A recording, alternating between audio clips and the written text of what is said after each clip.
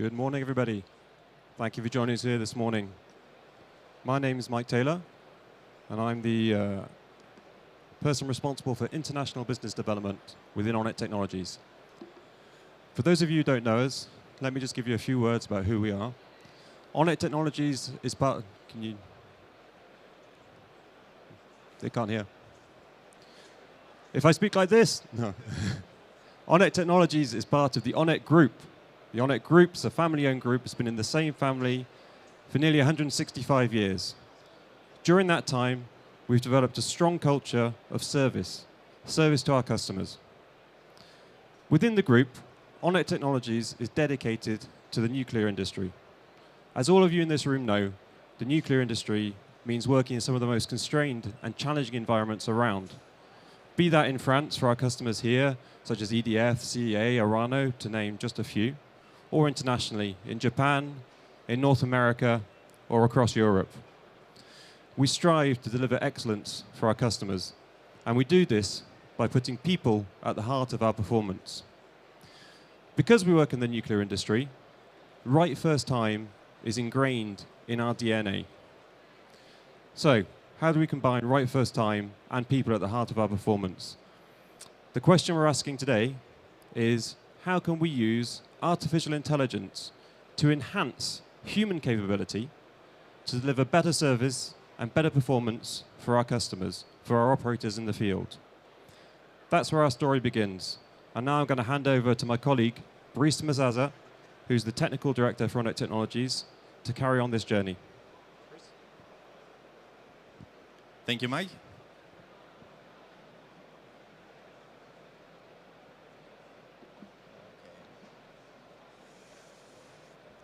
So prior to start, just would like to mention that all the elements that will be presented today are covered and protected by an ongoing patent.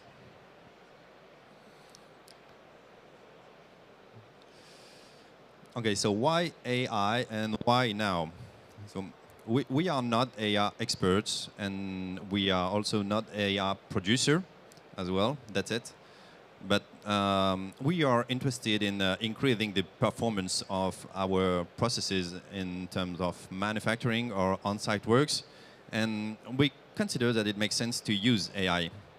So based on this, we decided to consider a kind of protocol in ONET technology about AI, and to consider it only as a support to the processes and not as a lead.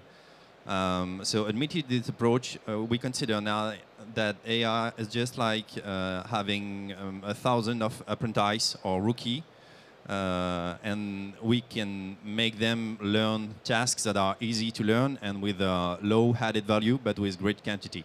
We do not want to have an AI that is able to perform operations that we cannot perform by ourselves. So we never ask the AI system to do something that nobody in our company is able to do. This project in particular concerns the introduction of an AI pilot into a welding process. So this project triggered in 2021 when we got a conversation and announcement from EDF concerning the workload increase between 2025 and 2030 on the welding activities and the need of welders and welding operators for the French fleet. So then the EDF Plan Soudage came, and ONET Technology decided to deploy this with a kind of homemade breakdown. So this breakdown was divided in two parts. The first part concerned the fact that ONET Technology hired and trained welders and welding operators, but in accordance with our needs. And the second point was to evaluate if R&D or innovation can help us through AI to limit and to relax the needs on the qualified and highly skilled welders. So we decided to deploy this R&D project with a kind of integrated intelligence system with the following features. A real-time data set acquisition with the online monitoring, and a completely autonomous system which is able to auto-drive the welding bead in order to support correctly the welding operator. And then we also introduced a complete dataset recording that prevents us face to CFSI risks. Okay, so a couple of words about the infrastructure of the system. So a conventional welding system for the orbital welding is composed with a welding generator, welding head, and a control system, with a welding operator at least, maybe two, it depends on the field. The main objective of this project is to consider that we would like to keep this kind of infrastructure, but we would like to introduce an AI module that is able to greatly help the welder in performing the weld, and to introduce a kind of supervisor which can be located very far from where the weld is located.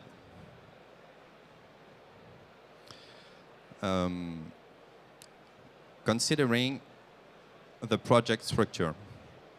So we started, as I mentioned, in 2021 with a crew which is exclusively composed of ONET Technology member, except for one point, which is the code production of the AI system. So I mean, concerning the welding, we did it by ourselves. We prepared all the elements with the AI data scientists in terms of what is the architecture and the design, the complete design of the AI model. And so we subcontracted the production of the code. And then also we worked with partners considering the welding equipment itself, which is a welding equipment which is very conventional and very reliable, but it's with not a lot of modification. It's not so much customized. The project was composed with two WBS. The first one was a welding package, which was considering preparing all the welding parameters and the electrical elements and the WPS research. Second one was preparing the AI module package and connection to the system. So concerning the fundings, we appreciated to have fundings from France Relance and from the Région PACA, because they introduced money into this project in order to make us able to produce it completely. So considering the schedule, I just would like to say that we are on time, and the WPQR is still scheduled by the end of this year. And I will mention it a couple of slides later. Considering the project features, so in terms of assumptions and prerequisites, so we wanted to work with a welding machine as much conventional as possible. And we worked with a narrow gap welding GTAW WPS, and with a plug-and-play AI software interface. In addition to this, we really wanted to have the capabilities to have an override features for the operator in case of needs during the welds. And about the AI module itself, it was performed in 3 steps. The first one was the sensory model, which converts physical and geometrical inputs in a structured dataset for AI. The second step was the autonomous driving module, which allow the autopilot modes for the welding, nominal and unexpected event treatment.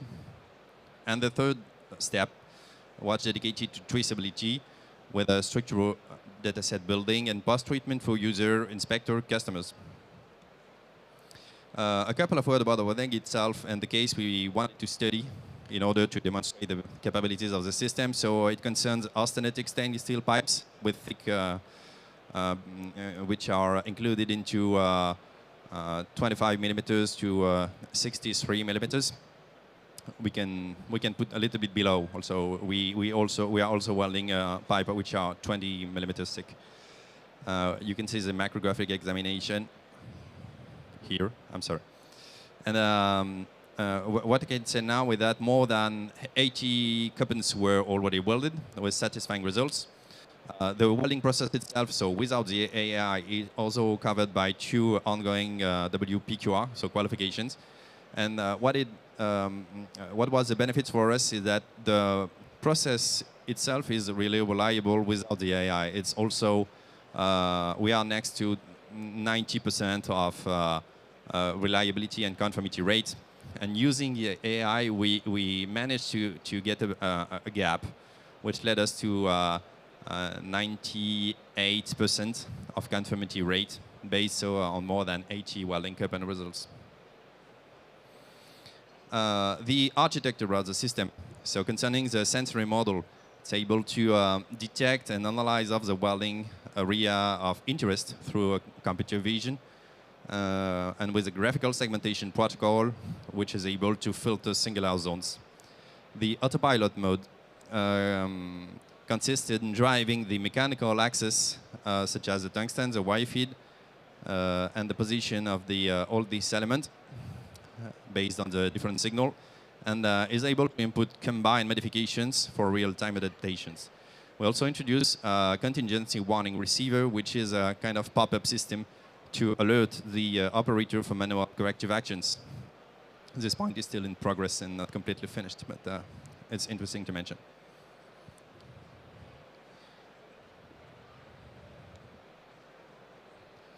Okay, let's move directly to the interesting parts. So the central picture concerns the detection and autopilot mode.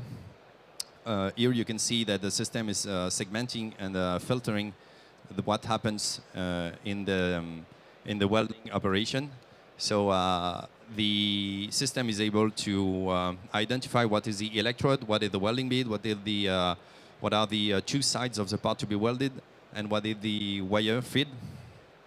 And depending of what's happening during the weld, is able to correct the position of all these elements to make sure that the weld is conform, and also is able to modify the welding parameters such as amperage, voltage, and also additional elements such as pulse, in order to make this weld to adapt and to be flexible in order to get the conformity at the first attempt.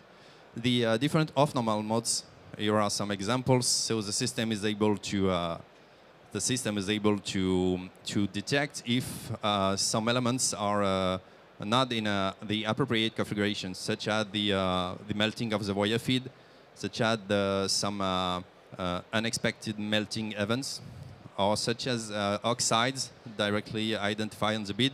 And all these kind of elements come as pop-up to the operator, because it requires him to go directly on the weld, for example, to brush, or to prepare remelt or some elements like this, or to remove the electrodes and to replace it if it's affected by wire projections.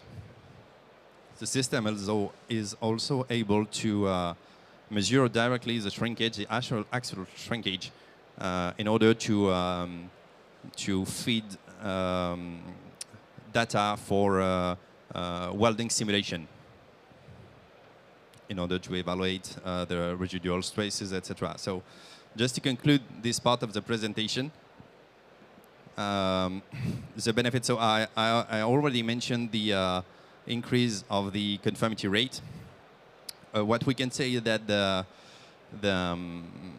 in addition to this, I also discussed about the capability of the system to reduce the needs on the highly qualified welders and highly qualified operators for site works, because we do not want to replace, but we want them to be able to not have a complete focus on the weld for long weld operation. So that's why we estimate that it can reduce the needs of highly qualified people. And so we can also think about other elements, such as a configuration which is completely welding remotely, with the welding equipment located on the site, many welding equipment located on different sites and installed by machinists, and with the INC located in a data room within our Center of Excellence in Marseille, for example, and the welding team in this data room. So it reduces the needs of having welding experts directly on the sites. And so it's also open discussions about the capability of welding continuously with no dependence to the highly qualified people. So concerning the demonstration, I propose you to come and visit us directly on our stand here. Some demonstrations are still scheduled today. So we have our welding team, which is located in Marseille, and the INC pilots are here. And so we have a display on the screen, and we have different elements here concerning the next demonstration. So if you are interested in this, you can come and see the demonstration itself. Thank you.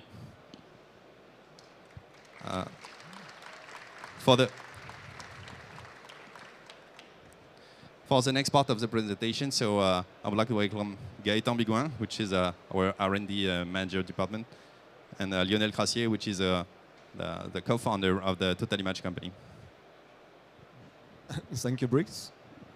Okay, so good morning, everyone. So I will present you the log vision project, an augmented operator in an extended enterprise environment. So let me provide you some contextual information on this topic. ONET Technologies has the responsibilities for now many years of the installation and the management of the containments installed on NPPs. And linked to this, several operators are in charge of a daily routine which involves to perform equipment inspection, verification of depression quality, contamination checks, supply consumables, and management of discrepancies. These tasks are particularly weighty, cumbersome, during an outage when we have up to 150 containment structures to be monitored. So, the objective of our log vision solution is, first of all, to increase the, it's correct for the sound, is to increase the productivity of the containment checks in terms of time and of staffing. And the second point is also to increase productivity for all the other stakeholders through the access, the global access to a database, which, for instance, you can find all the time-stamped geolocalized video of the containments and all the data, the relevant data linked to the logistics equipment on site. And this, we can also increase the productivity for all the other stakeholders like EDF or the team of maintenance through a secured sharing of information. For instance, we can provide to EDF the ability to track any non-conformity regarding the logistics, and we can provide information to the team of maintenance in order for them to be able to validate the access conditions of their operation far ahead of their operations and in a remote mode.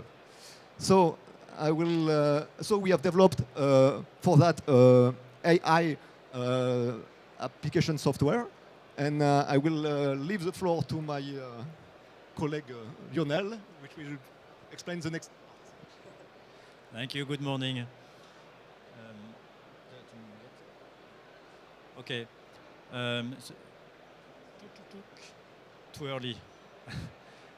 So we started the log vision project about a year ago with ONET Technologies. I'm going to show you a video that explains the solution that is being tested in Flamanville.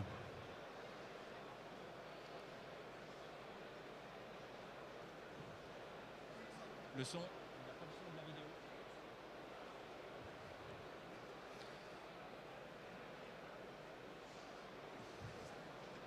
There is no sound. No.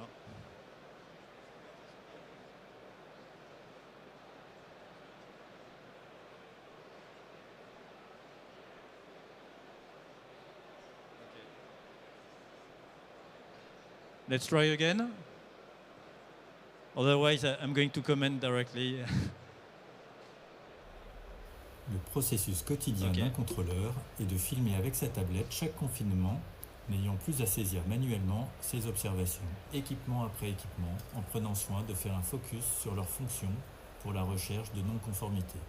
L'IA embarquée dans l'application mobile sur le smartphone ou la tablette reconnaît chacun des éléments, donnant au contrôleur une analyse en temps réel, analysant la couleur et le clignotement des diodes, la position des boutons, des aiguilles ou si l'écran est bien allumé sans message d'erreur, pour déterminer si l'appareil est bien en fonctionnement. À l'issue du contrôle automatisé par l'IA visuelle, l'opérateur peut valider que tous les équipements requis sont bien présents et fonctionnels et que leurs données sont conformes. Les résultats sont alors disponibles au bureau dans l'interface logicielle Total Image. En un clic, on peut se téléporter vers les éléments reconnus. À tout moment, il est possible de filtrer les non-conformités des derniers contrôles et de s'y téléporter Au-delà du temps gagné par le contrôleur, les vidéos filmées sont une source quotidienne d'informations du terrain à valoriser pour la filière. Ces images peuvent être partagées à tout utilisateur enregistré sur la plateforme logicielle, à EDF pour la traçabilité des contrôles, mais surtout aux métiers devant intervenir sur le chantier.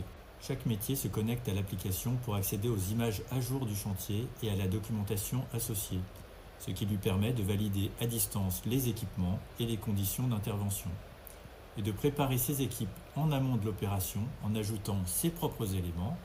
Cette forme d'entreprise étendue permettra à terme de garantir une continuité numérique en temps réel du grand donneur d'ordre au métier devant intervenir pour l'optimisation du temps métal. Okay, so a few screenshots for you to grasp the main functionalities. So a containment is prepared digitally. All relevant information coming from Epsilon, the EDF logistics system is embedded in a QR code. As a QR code of a containment is filmed at each control, each video analysis retrieves the location data to tie automatically the control data into the right project, the right containment project. So everything is really digitally created. A neuronal network has been trained on all equipment and their functions, and this has been integrated into a mobile application on the tablet. This custom application has been co-designed with the operators for them to easily validate all the results of the visual AI analysis. At the office, users of the Total Image application are able to quickly search for any control by date and location, basically giving them the traceability that they need. And they can also filter for non-conformities and equipment names across all control data, and directly click on an item on the list to teleport to the equipment. So generally, after the deployment of this solution, ONET, EDF, and its partners are able to access time-stamped, qualified information to prepare their operations. So just a few words for the conclusions on this topic. So the LogVision project, the benefits of LogVision project is again in productivity, to provide a collaborative environment, to perform the task in security and with traceability, and also to increase the performance of complex projects. This cloud-native software is deployable on any architecture, IT architecture, public, private, hybrid, on-premise, and for sure in accordance with all IT and cyber security requirements. And currently, the next steps for us with EDF is to implement and test in real conditions this application during the steam generator replacement outage, which has just started on the Flamanville 2. And this topic is currently under review at the national EDF level for the deployment and to be implemented and to qualify the software for the future extended enterprise. Sorry. So for the conclusion, I let the few words to Mike. Thank you, Gaëtan. So, as I'm sure you can imagine after that fascinating presentation from Lionel, Gaëtan and Brice, the future applications for AI are really numerous within ONET Technologies. What we've just picked out here are 4 examples of areas where we're looking at using AI, once again to enhance human capability and not to take people out of the process. One area is laser cutting. So this is an area of particular expertise for ONET Technologies. We've been using laser cutting in the nuclear industry for over 10 years now. It's a very high-performing technique, but we can always make it better. AI can be used, for example, this is things that we're looking at now in trajectory planning. So helping the operator optimize the trajectory of the laser to optimize the cutting. It can be used as well in managing the offset of the laser from the piece to be cut, in detecting the edge of the piece to be cut, and therefore knowing when to start the cut, when to stop the cut. And all of this helps manage the residual energy of the laser as well. Laser decontamination, very similar. Trajectory planning is going to be key. Offset's key to get the optimal performance. And these are areas where AI can help us to automate that process and make it quicker and more optimal. The third area, a little bit different in automated waste sort and seg. So this is more about removing operators from harm, particularly when we're dealing with higher level wastes. We can use AI to recognize, characterize waste, and therefore sort it by whatever criteria our operators are going to input into the system. Bearing in mind, once again, we're not using AI to do anything that we don't know how to do ourselves. We're just using it to speed up and optimize the process. And finally, in NDT, this is another area of particular expertise for ONET Technologies, where AI can be used to help us interpret the results that come back from the NDT inspections. So that just leaves me to invite you all to join us next door, where we can answer any questions you may have. You can join us for a coffee and some French delicacies. And if you have any more questions after that, please don't hesitate to come over to our stand. It's just behind you there, E058, where our experts will be available to talk to you, to demonstrate our AI welding process, and to answer any further questions you may have. Thank you very much for your time.